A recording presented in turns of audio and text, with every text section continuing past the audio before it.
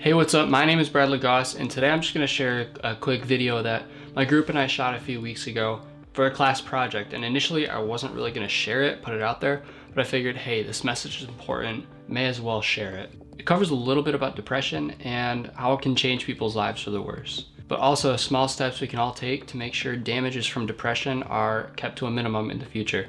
This is Ian Hartley's story. I was at work and his dad had said he's in a crisis moment. After I got out of work, I went right there. And at that point, he was literally screaming like he was gonna kill himself. We tried to seek help for him. We took him to 2 different places on the night that he was in crisis, and he was released without having seen any kind of psychiatrist or anything like that. And then within 12 hours, he had taken his life in the exact manner that he told both places that he was going to.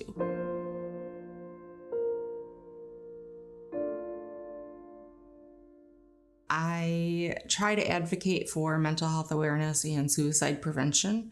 I lost my son in 2016, so I am kind of utilizing what happened to him and how he fell through the cracks of the system to educate people so they know their rights and to also try to make a change in the system. People who experience clinical depression, usually one of the key symptoms is that they start to experience low energy. They start to feel down, sad, tearful. Often they have changes in their sense of self-worth, so they may feel guilty, start to blame themselves for things.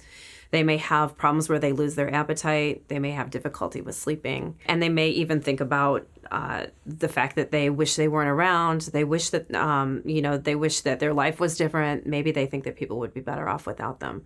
So sometimes they think about suicide or think about death as well. The best thing you can do to approach someone who you think is at risk for suicide or has suicidation is just ask them. People think like asking them can make them want to do or give them the idea, but research shows like it doesn't do that, and people who are at risk or become less at risk when people just talk about it and don't tiptoe around it and just kind of not confront them in a negative way, but just like bring it out in the open. Like, this is something that's safe to talk about rather than you have to suffer alone kind of thing. As much as there has been historically kind of a stigma around having mental health issues, the reality is that half of the population has one or more of these. And of these mental health problems, depression is the most common. Depression and anxiety are the 2 most common mental health problems. So the number of people that are around you, surrounding you, that actually struggle with depression is large. And so it's unfortunate that there's such a stigma about it, because as I said, when people start to be candid and talk about it, they often discover that this is an experience that they share with a lot of other people. And I think that actually leans people against going to get treatment. I always joke with my students that people think, somehow if I have depression, that's not a problem, but somehow if I go to see an expert to get medication for it, that makes me crazy. And I always feel like that's sort of interesting, because any other condition that you have, if you have cancer, you go to a person who specializes in treating cancer to get treatment for it, and that doesn't make you crazy. But somehow in mental health, people would rather struggle with mental health issues than actually reach out to get the treatment that they need, because somehow reaching out means that they're crazy. And there's sort of an irony with that. It's kind of trying to move forward now, breaking down that stigma from generations past.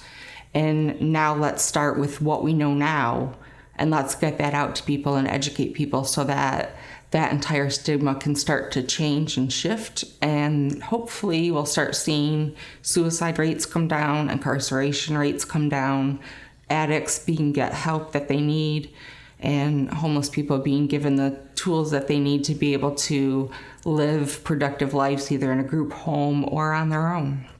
If you are out there and you're hurting and you're looking for help, that there are people that help you and you don't have to fight alone. My son wasn't a kid that was bullied, so there's different aspects as far as to what plays into, a suicide or the downfall of somebody into the state of mind where they're at that point. He was an athlete, he was a good student, he had a good group of friends. So when you looked at him, he was kind of that all-American kid. So you don't really think that, that depression and suicide, that doesn't happen to, just a all-American kind of person, but mental illness doesn't really understand any of that stuff. It affects everybody.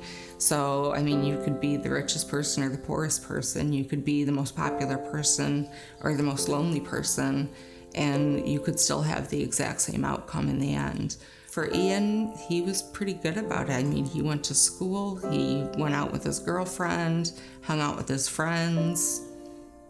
From the outside looking in, you wouldn't have ever noticed that he was suffering as much as he was.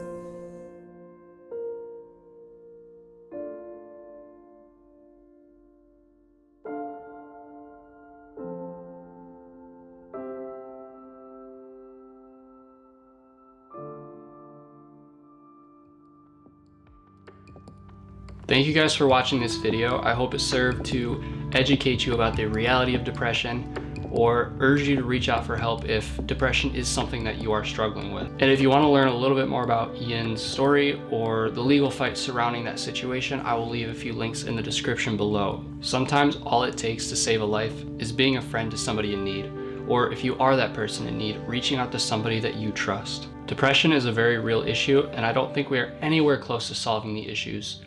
But small steps in the right direction are going to lead to massive changes in the future. It's time to take a stand against depression.